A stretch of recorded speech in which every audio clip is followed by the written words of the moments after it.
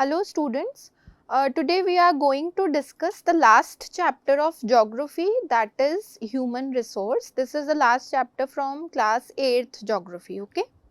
Now before starting with the chapter, first let us understand what this term human resource means, okay. Now we are going to break this term into two parts, human and resource, okay. जब आप geography class 8 का first chapter पढ़ते हो तो आपको सबसे पहले पढ़ाया जाता है resources, types and development, right. तो रिसोर्स टर्म की डेफिनेशन क्या होती है? Anything which is available or anything which is available in our environment which can satisfy human need is called as a resource, okay. Now this definition is very clear to us.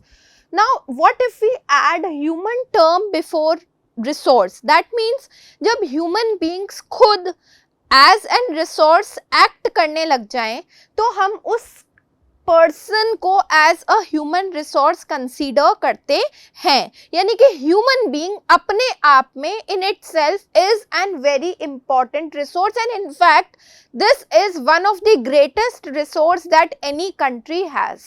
Why?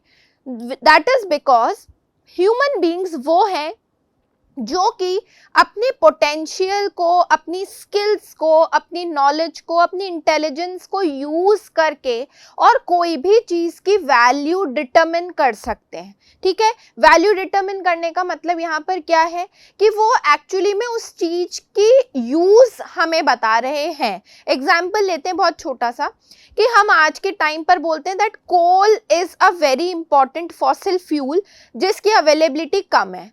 पर कोल इतना important हुआ कब? कोल तो बहुत पहले भी available था, but जब तक हमें उसके यूजेस नहीं पता थे तब तक वो हमारे लिए एक पड़ा हुआ काला पत्थर था. But gradually as we come to know that what are the uses of this particular resource, we get to know its importance, we get to know the availability, we get to know how much precious this particular commodities to us, right. तो human beings वो हैं जो कि हर चीज की utility हमें बता रहे हैं और उस यूटिलिटी के बेसिस पर हम किसी भी पर्टिकुलर कमोडिटी को एज एन रिसोर्स क्लासीफाई करते हैं.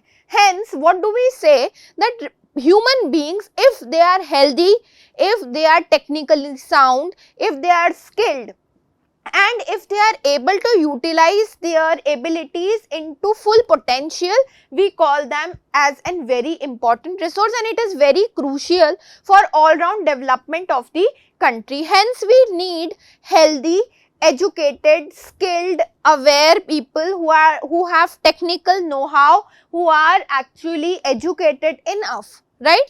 तो जैसे कि कोई भी नेचुरल रिसोर्स इक्वली डिस्ट्रीब्यूटेड नहीं है, जैसे हम बोलते हैं कि कोई भी नेचुरल रिसोर्स अनइक्वली डिस्ट्रीब्यूटेड है, ठीक उसी तरीके से ये जो ह्यूमन रिसोर्स का जो डेवलपमेंट है या जो ह्यूमन रिसोर्स है ये भी इक्वली डिस्ट्रीब्यूटेड नहीं है, ये भी किसी और रिसोर्स की तरह अनइक्वली डिस्ट्रीब्यूटेड है all over the world. Their numbers, their characteristics continuously go on changing because it is never going to be constant enough, right.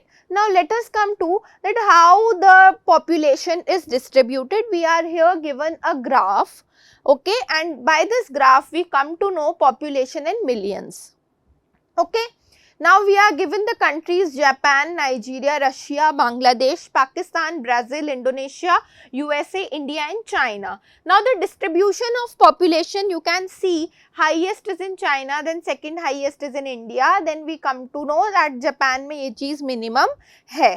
तो जो हमारा population का जो स्प्रेड होने का तरीका है कि किस तरीके से पॉपुलेशन स्प्रेड है अर्थ की सरफेस के ऊपर अनइवन है, तो वो जो स्प्रेडिंग है उसको हम क्या बोलते हैं? Pattern of population distribution. Approximately 90% world की जो पॉपुलेशन है वो लगभग पूरे लैंड सरफेस का 10% ऑक्यूपाई करती है. तो ये जो डिस्ट्रीब्यूशन है ये डिस्ट्रीब्यूशन बहुत अनइवन है. अब हम नेक्स्ट पेज पर पढ़ते हैं कि क्यों अनइवन है और कहाँ कहाँ पर इवन या फिर कहाँ कहाँ पर ज़्यादा क्राउडेड एरियाज हैं और कहाँ कहाँ पर कम क्राउडेड एरियाज हैं. जो ज़्यादा क्राउडेड एरियाज हैं उनको हम बोलते हैं वेरी क्राउडेड, और जहाँ पर पॉपुलेशन डिस्ट्रीब्यूशन कम है वहाँ पर हम बोलते हैं sparsely distributed. Okay, so some areas are more crowded and some are sparsely populated. Okay, now the crowded areas are according to the continent wise. We have South and Southeast Asia, we have Europe, we have Northeastern North America. Very few people, they prefer to live in high latitudinal areas or tropical desert or high mountains or areas of equatorial forest. The reason is very simple, that why people don't prefer to live in these locations. That is because आपको रहने के लिए या आपको habitat create करने के लिए आपको एडजस्टेबल फेवरेबल क्लाइमेटिक कंडीशंस चाहिए, आपको फेवरेबल टोपोग्राफी चाहिए, and you also need to look into certain other aspect. And because these areas won't provide such aspects or habitable living conditions to human beings, hence people don't prefer to settle in such areas. Okay, many more people live north of the equator than south of the equator. Almost 3/4 of the world's people are living in just two continents, Asia and Africa. Apart from that, 60% of the world's people, they are just staying in 10 countries. They are Japan, Nigeria, Russia, Bangladesh, Pakistan, Brazil, Indonesia, USA, India and China, and all of them have approximately more than 100 million people living. Okay, now we come to density of population, very important concept in this chapter. Density of population. Density of population का मतलब होता है per unit square kilometre area में कितने लोग रहते हैं, उसको हम उस जगह की डेंसिटी ऑफ पॉपुलेशन कहते हैं. ये ज़रूरी बिल्कुल भी नहीं है कि जिस जगह की पॉपुलेशन ज़्यादा होगी उस जगह में डेंसिटी ऑफ पॉपुलेशन भी ज़्यादा हो. This is not necessary. Density of population is per unit square kilometre area में जितने नंबर ऑफ लोग ज़्यादा रहते हैं वहाँ की डेंसिटी ऑफ पॉपुलेशन हायर रहती है. जिन एरियाज़ में कम रहते हैं वहाँ पर डेंसिटी ऑफ पॉपुलेशन कम रहती है. ठीक है, this we are talking in context of India. First of all, let us define what does population density means. Population density, number of people living in a unit area of the earth's surface. इसको हम normally पर square kilometre में express करते हैं. अगर हम world की देखें, होल वर्ल्ड की, तो इट इज अप्रोक्सीमेटली 45 पर्सन्स पर स्क्वायर किलोमीटर.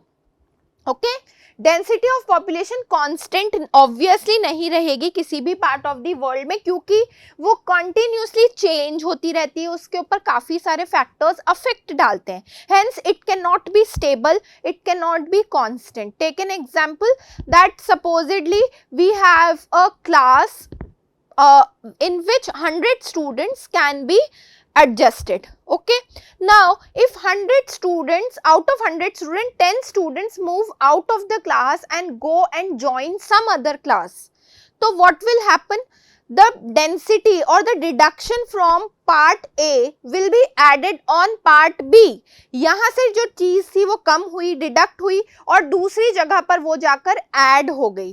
तो पॉपुलेशन के साथ भी ये कंपोनेंट ऑब्वियसली मैटर करता है कि आप जब कैलकुलेशन करते हो तो उस कैलकुलेशन का बेसिस होना चाहिए कि वो पॉपुलेशन का कॉम्पोजिशन किस बेसिस पर चेंज हो रहा है.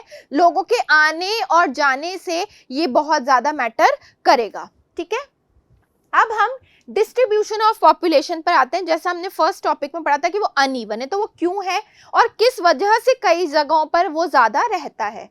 हमारे पास दो कैटेगरीज के फैक्टर्स हैं, physical factors and non physical factors. जब हम फिजिकल फैक्टर्स की बात करते हैं तो हम बेसिकली नेचुरल फैक्टर्स के ऊपर देख रहे हैं, जैसे लैंडफॉर्म हो गया, क्लाइमेट हो गया, सॉइल हो गया, वाटर हो गया, रिसोर्सेज हो गया. ठीक है, नॉन फिजिकल फैक्टर्स में हमारे पास है social, cultural and economic. Okay, now come to the physical factors side. सबसे पहला फैक्टर आता है आपके पास लैंड फॉर्म. लैंड फॉर्म का मतलब है कि आपकी टोपोग्राफी कैसी है. माउंटेन्स हैं, प्लेन्स हैं, प्लेट्यूज हैं, डेजर्ट है, आइलैंड है, कोस्टल प्लेन्स हैं या फिर कोई और रीजन है, तो वो डिसाइड करता है कि किस तरह की पॉपुलेशन वहाँ पर रहेगी या कितनी पॉपुलेशन वहाँ पर रिजाइड कर सकती है. तो प्लेन्स में हाईएस्ट नंबर है कॉन्सेंट्रेशन ऑफ पॉपुलेशन, क्योंकि वहां की टोपोग्राफी कैसी है, फ्लैट टोपोग्राफी होती है। जहां पर फ्लैट टोपोग्राफी होगी वो जगह एग्रीकल्चर के लिए सूटेबल है, माइनिंग के लिए, इंडस्ट्री के लिए, डेवलपमेंट ऑफ ट्रांसपोर्ट फैसिलिटीज के लिए सूटेबल रहेगी। प्लेट्यूज में लेस पॉपुलेशन है कंपैरिजन टू प्लेन्स, माउंटेन्स में और भी कम पॉपुलेशन का डिस्ट्रीब्यूशन देखने को मिलता है। सेकंड फैक्टर है आपका क्लाइमेट। जिन रीजन्स में एक्सट्रीमली हॉट या एक्सट्रीम कोल्ड क्लाइमेट आपको मिलेगा वो थिनली पॉपुलेटेड है, क्योंकि वहां पर एक तो रेनफॉल की भी कमी रहेगी और बाकी सब चीजों पर भी बहुत इफेक्ट आता है। जैसे मॉडरेट क्लाइमेट वाले जो रीजन्स हैं जहां पर अबंडेंस में रेनफॉल होती है, जहां पर मॉनसून टाइप ऑफ क्लाइमेट मिलेगा, वो हेवीली पॉपुलेटेड एरियाज रहते हैं। ठीक है। तीसरा फैक्टर है सॉइल। फर्टाइल सॉइल एक बहुत इंपॉर्टेंट कंपोनेंट है, एक बहुत इंपॉर्टेंट फैक्टर है जो कि एग्रीकल्चर के लिए तो सबसे ज्यादा रिक्वायर्ड है। तो जहां पर फर्टाइल प्लेन्स हैं जैसे गंगा और ब्रह्मपुत्रा प्लेन्स इंडिया में, Hwang Ho, Chang Jiang in China, Nile in Egypt, ये डेंसली पॉपुलेटेड एरियाज में काउंट होते हैं। वाटर बेसिक नेसेसिटी है लाइफ की, वाटर के बिना ह्यूमन सेटलमेंट तो एग्जिस्ट नहीं कर सकता। तो जहां पर भी सोर्सेज ऑफ वाटर आसपास होंगे वहां पर हम पॉपुलेशन की डेंसिटी ज्यादा देख सकते हैं। जहां पर अबंडेंट सप्लाई ऑफ वाटर है वहां पर आप ज्यादा पॉपुलेशन देखोगे। जिन रीजन्स में डेजर्ट्स हैं वो सब थिनली पॉपुलेटेड होते हैं। Now resources, again natural resources available होना, जैसे मिनरल्स हो गया, सोर्सेज ऑफ पावर हो गया, यहाँ पर ज़्यादा पॉपुलेशन को सपोर्ट मिलता है क्योंकि एम्प्लॉयमेंट अपॉर्चुनिटीज़ होंगी।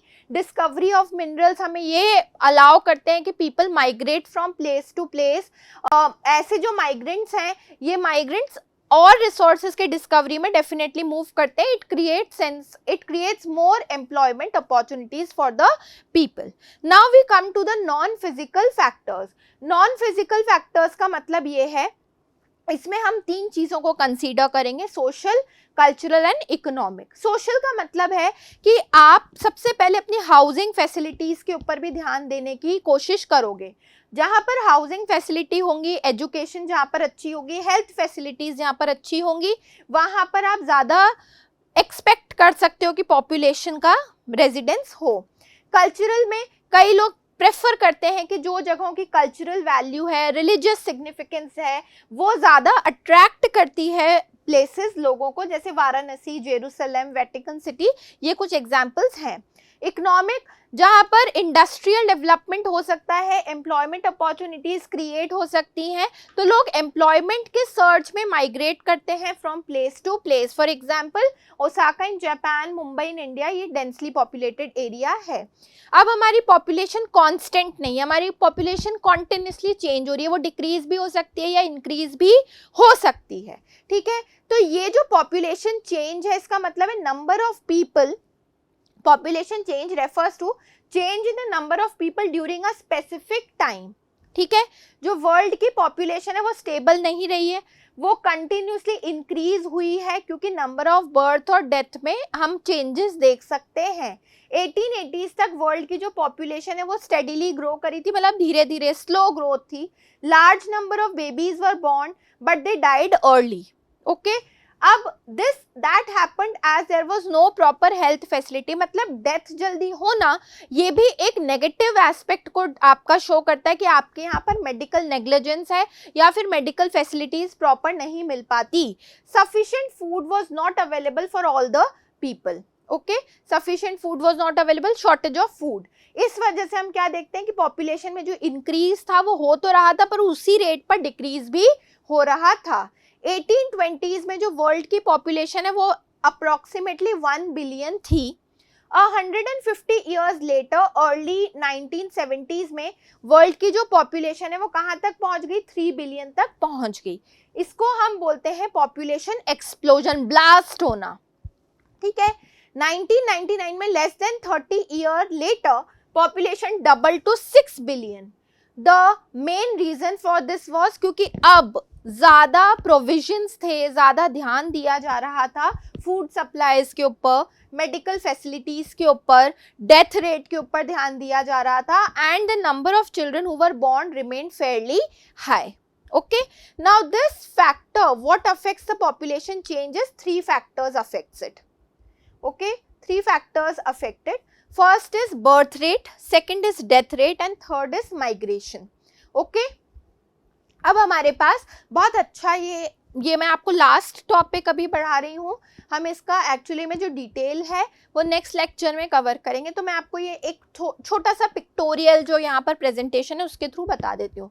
हमारे पास सबसे पहला दिया हुआ है पॉपुलेशन स्टडी कब होगी, जब बर्थ रेट और डेथ रेट बराबर है, ये तो ठीक है, स्टेबल है।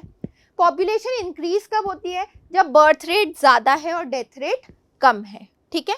और पॉपुलेशन डिक्रीज कब होती है, जब बर्थ रेट कम है और डेथ रेट ज़्यादा है।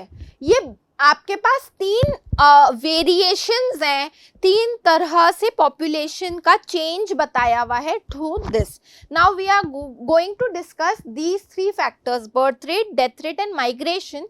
We are going to cover this in the next lecture and we are going to discuss this in very detail. और उसके बाद हम लोग population का pyramid भी पढ़ेंगे, which is a very important component in this chapter. Okay, so thank you so much students. We'll continue with this in the next lecture.